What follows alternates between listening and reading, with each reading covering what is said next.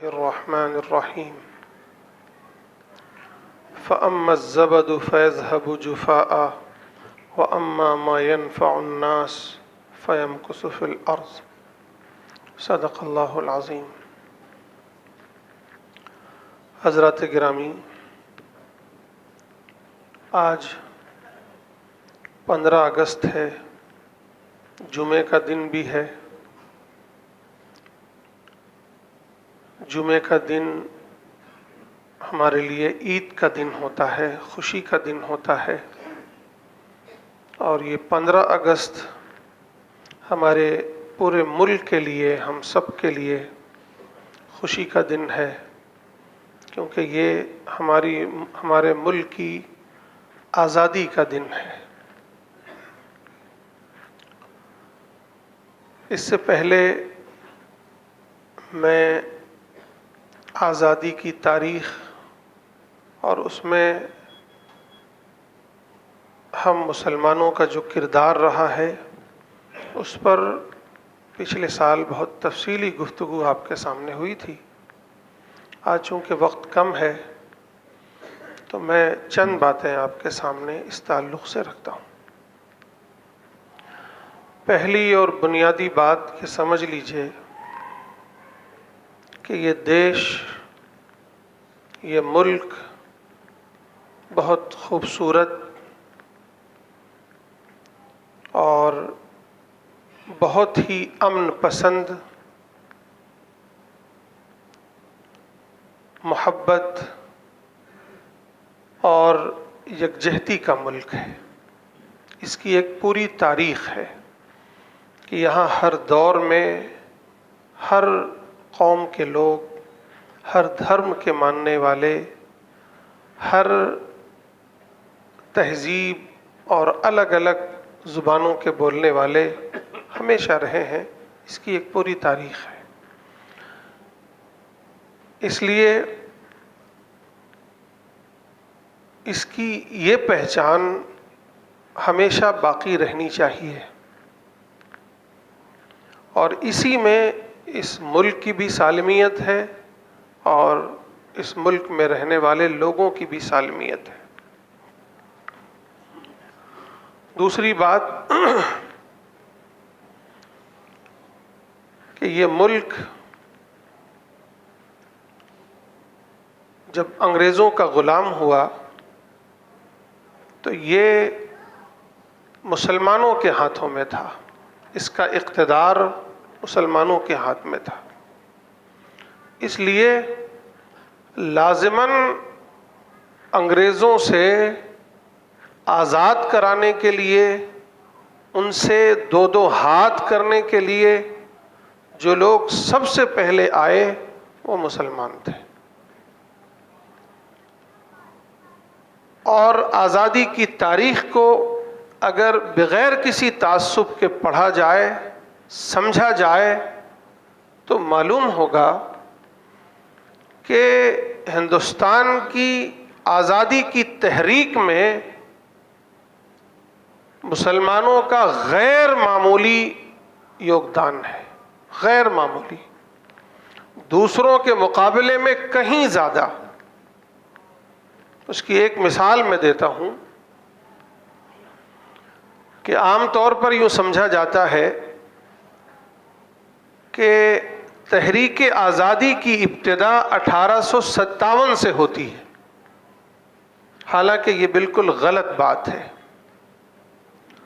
1857 سے بھی 100 سال پہلے، یعنی تقریباً 1757 بلکہ 1700 سے بھی 57 سے پہلے، 1754 میں پہلی جنگ آزادی لڑی ہے تو وہ مسلمان نے لڑی ہے۔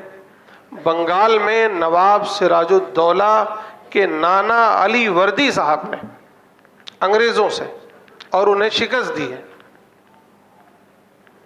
اور اس کے بعد 1857 سے پہلے پوری جو 100 سال کی تاریخ ہے، پورے ملک کے الگ الگ علاقوں میں، چاہے وہ مشرق ہو، مغرب ہو، شمال ہو یا جنوب ہو، آپ تاریخ پڑھیے، آپ کو ملے گا کہ سامنے جو کوئی بھی تھا وہ مسلمان تھا۔ آپ ایک طرف دیکھیں گے سلطان حیدر علی اور ان کے بیٹے سلطان ٹیپو، پھر آپ دیکھیں گے دہلی کی طرف رخ کریں گے تو حضرت شاہ ولی اللہ محدث دہلوی، ان کے صاحبزادے، اور پھر ان کے بعد ان کے شاگردوں کا ایک پورا بڑا طبقہ ہے جو اس تحریک میں شامل ہوا، حضرت سید احمد شہید، حضرت اسماعیل شہید، علماء صادق پور، علماء دیوبند، دہلی کے علماء۔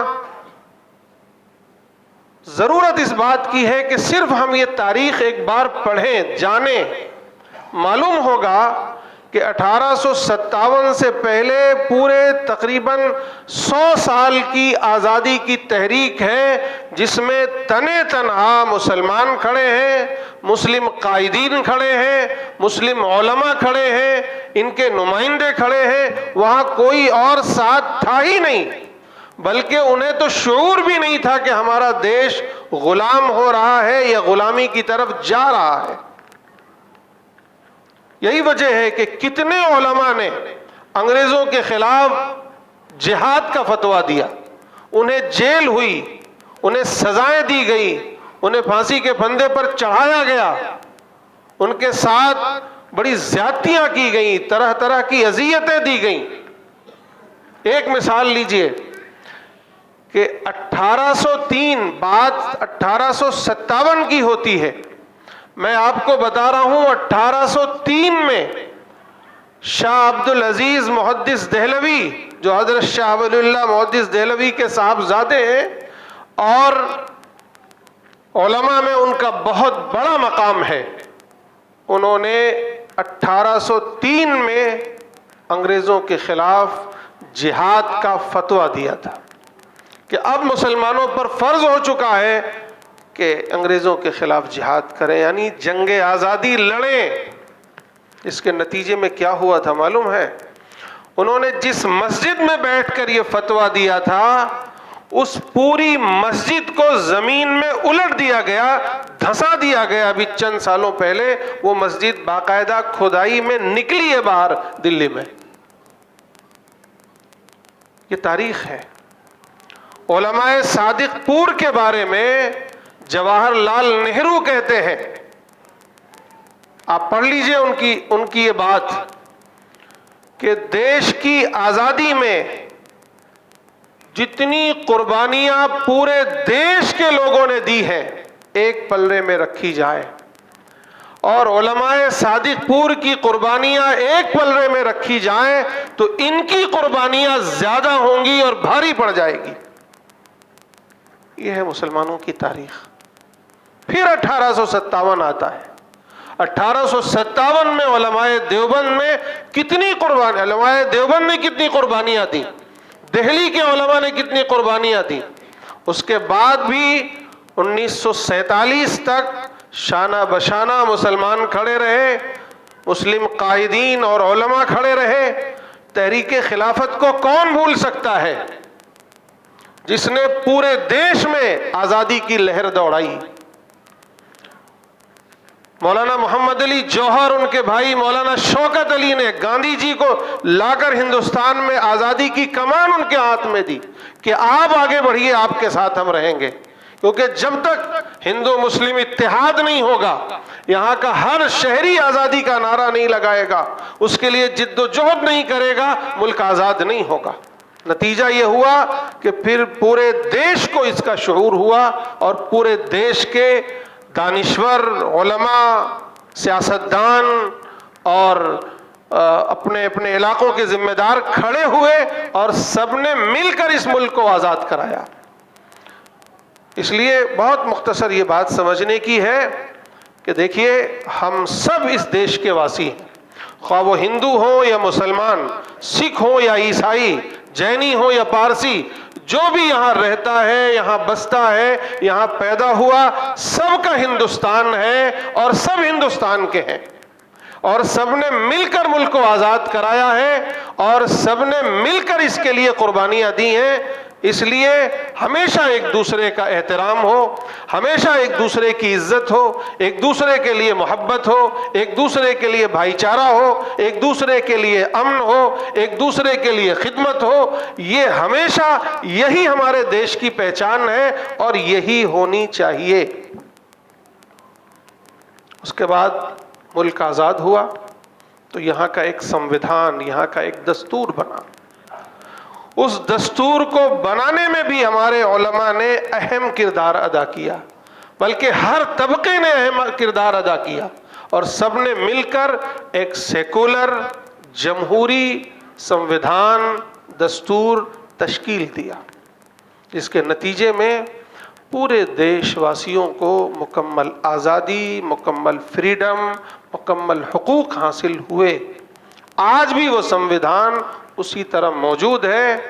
آج ضرورت اس بات کی ہے کہ ہم جہاں ایک طرف اپنی پوری تاریخ پڑھیں، اپنی اسلامی تاریخ پڑھیں، وہیں یہ بھی ضرورت ہے کہ اپنے دیش کی تاریخ پڑھیں، جانیں اپنے دیش کی تاریخ کو، جنگ آزادی کی تاریخ کو جانیں، اپنے علماء کی تاریخ کو جانیں، اپنے علماء کے جو فریڈم فائٹرز تھے، جو مجاہدین تھے، ان کی تاریخ کو جانیں۔ آج افسوس اسی بات کا ہے کہ ہم پڑھتے نہیں ہیں۔ ہم علم والے تھے، ہم نے جہالت کو اپنایا، ہمیں نہیں معلوم کہ ملک کی تاریخ کیا ہے، اس کی آزادی کی تاریخ کیا ہے۔ ضرورت ہے کہ ہم جانیں، اپنے بچوں کو بتائیں، اپنے بچوں میں وہ شعور پیدا کریں کہ وہ آگے بڑھ کر اپنے دیش کی تاریخ کو، اپنی تاریخ کو پڑھیں، جانیں۔ اور نمبر 2، پھر اپنے سمویدھان کو جانیں، جو سمویدھان ہمیں ہمارے بنیادی حقوق دیتا ہے۔ آج ہم میں سے اکثروں کو نہیں معلوم کہ سمویدھان کیا ہے، یا یہ سمویدھان ہمیں کون کون سے حقوق دیتا ہے، بنیادی حقوق کیا ہیں، نہیں معلوم ہے۔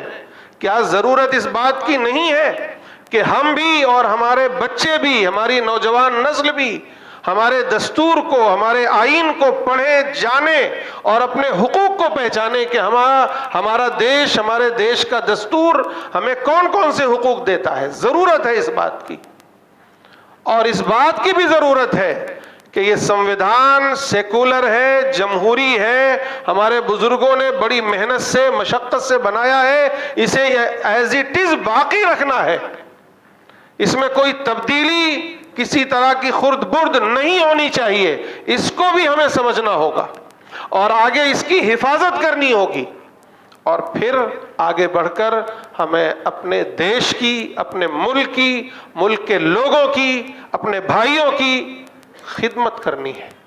یاد رکھیے، میں نے شروع میں ایک آیت پڑھی ہے، اس آیت کا مفہوم بتاتا ہوں۔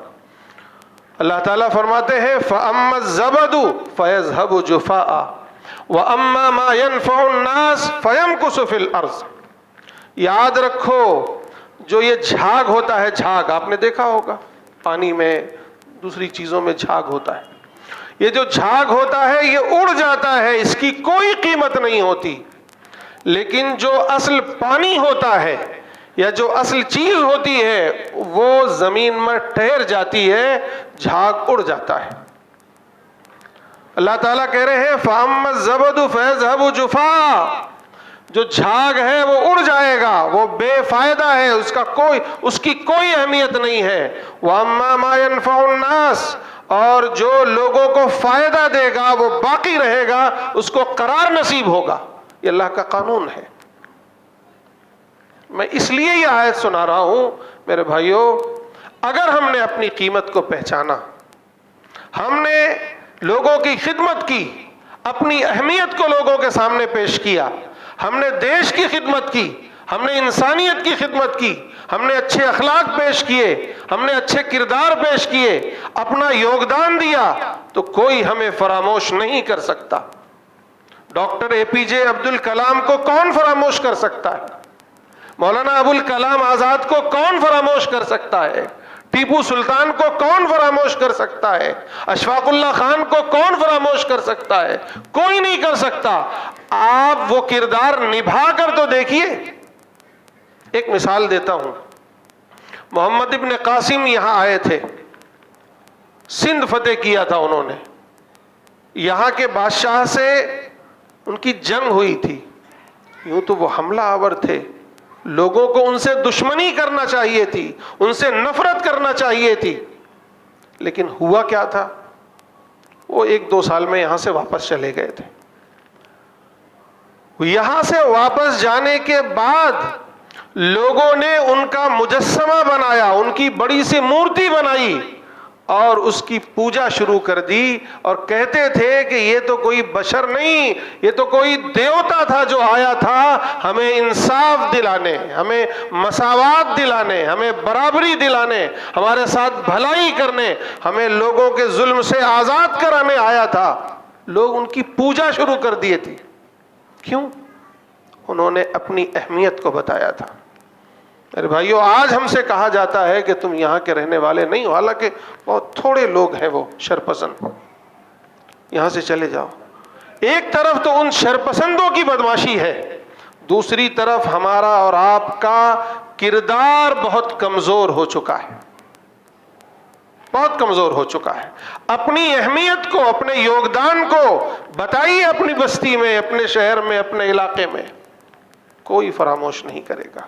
حضرت مولانا علی میاں رحمۃ اللہ علیہ کہتے تھے کہ ہمارے یہ دیش واسی اتنے محبت والے ہیں، اگر آپ ان کے ساتھ تھوڑا سا محبت کا، احسان کا معاملہ کریں تو یہ صرف آپ کے احسان مند نہیں ہوتے ہیں، بلکہ یہ آپ کی پوجا کرنے لگتے ہیں۔ اور وہ مثال میں نے دی آپ کو۔ تو ضرورت اس بات کی ہے کہ اللہ نے ہمیں اور آپ کو خیر امت بنایا ہے، یعنی سب سے بہترین امت ہے، تو سب سے بہترین بن کر دکھانا پڑے گا، صرف نام سے کچھ نہیں ہوتا۔ سب سے بہترین اخلاق پیش کرنے ہوں گے، سب سے بہترین کردار پیش کرنا ہوگا، سب سے اچھی تعلیم پیش کرنی ہوگی، سب سے اچھا عدل و انصاف پیش کرنا ہوگا، سب سے اچھا رہن سہن، اچھی تہذیب پیش کرنی ہوگی، تب جا کے لوگ ہماری اہمیت کو سمجھیں گے، ہمارا یوگدان سمجھیں گے اور ہماری اہمیت کو جانیں گے۔ ضرورت اس بات کی ہے کہ ہم لوگ اپنے ملک کی تاریخ کو پڑھیں، اپنے علماء کی قربانیوں کو پڑھیں اور اپنے سنویدھان کو جانیں۔ اپنے سنویدھان میں جو ہمارے بزرگوں نے ہمیں بنیادی حقوق دلائے ہیں ان کو جانیں، اور جان کر انہیں اپنائیں، اور پھر آگے بڑھ کر ہمیں ملک کی، قوم کی خدمت کرنے کے لیے تیار ہونا ہے۔ رسول اللہ صلی اللہ علیہ وسلم نے فرمایا، تم میں سب سے بہتر وہ ہے جو سب سے زیادہ لوگوں کو نفع پہنچاتا ہو، سب سے زیادہ نفع پہنچا۔ آپ کی ذات سے اگر دیش کو نفع ہوگا، دیش کے لوگوں کو نفع ہوگا، عوام کو نفع ہوگا، تو کون ہے جو آپ کو بھگا سکتا ہے؟ کون ہے جو آپ پر جملے کس سکتا ہے؟ کون ہے جو آپ کو تانے دے گا؟ چند لوگ ہوں گے تو ہونے دیجئے، ان کے کہنے سے کچھ نہیں ہوتا۔ آج بھی ہمارے دیش کی جو اکثریت ہے، وہ کسی بھی طبقے کے ہوں، وہ محبت پسند ہے، امن پسند ہے، شانتی والے لوگ ہیں، آج بھی ان کے دلوں میں بھائی چارہ ہے، محبت ہے۔ ضرورت اس بات کی ہے کہ ہم لوگ اٹھیں اور جگائیں۔ یاد رکھیے، ہم مسلمان ہیں، اپنی اسلامی تہذیب کے ساتھ ہمیں اس دیش میں رہنا ہے اور دیش کی خدمت کرنا ہے، دیش واسیوں کی خدمت کرنا ہے۔ ہمارا دین ہمیں سکھاتا ہے کہ انسانیت کی خدمت کرو، ہمارا دین ہمیں سکھاتا ہے کہ اپنے دیش کی خدمت کرو، ہمارا دین ہمیں سکھاتا ہے کہ اچھے اخلاق پیش کرو، ہمارا دین ہمیں سکھاتا ہے کہ اچھی تہذیب پیش کرو، ہمارا دین ہمیں سکھاتا ہے کہ صفائی ستھرائی رکھو، ہمارا دین ہمیں سکھاتا ہے کہ تعلیم میں آگے بڑھو، ہمارا دین ہمیں سکھاتا ہے کہ عدل و انصاف کرو، ہمارا دین ہمیں سکھاتا ہے کہ بے ایمانی سے دور رہو، لوگوں کا ہاتھ پکڑو، ہمارا دین ہمیں سکھاتا ہے کہ ظالم کا ہاتھ تھام لو۔ ہمارا دین ہمیں سکھاتا ہے کہ مظلوم کے ساتھ کھڑے رہو. ہمارا دین ہمیں سکھاتا ہے کہ بے حیائی کو ختم کرو. ہمارا دین ہمیں سکھاتا ہے کہ ایمانداری کو فروغ دو. ہمارا دین ہمیں سکھاتا ہے کہ اچھائی کی تعلیم دو.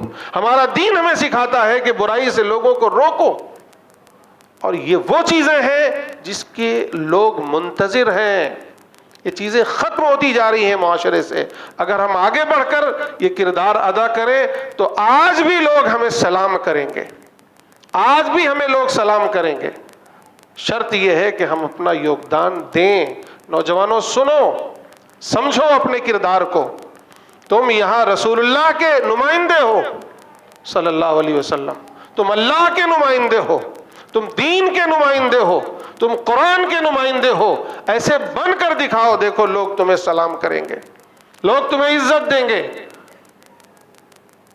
لیکن اگر یاد رکھو کہ تمہاری داستاں تک بھی نہ ہوگی داستانوں میں. اگر تم نے اسی طرح روگردانی کرتے رہے, اسی طرح غفلت میں پڑے رہے, اسی طرح سوتے رہے, نہ اپنی تاریخ کو جانا, نہ تاریخ کے سے سبق لیا, نہ اپنے دیش کے سنویدھان کو جانا, نہ اس کے حقوق حاصل کیے, نہ اپنے آپ کو بنایا, نہ اپنے کردار کو بنایا, نہ تعلیم حاصل کی, نہ کردار بنایا, نہ تہذیب سے رہے, تو پھر تمہارا کوئی پرسان حال نہیں ہوگا.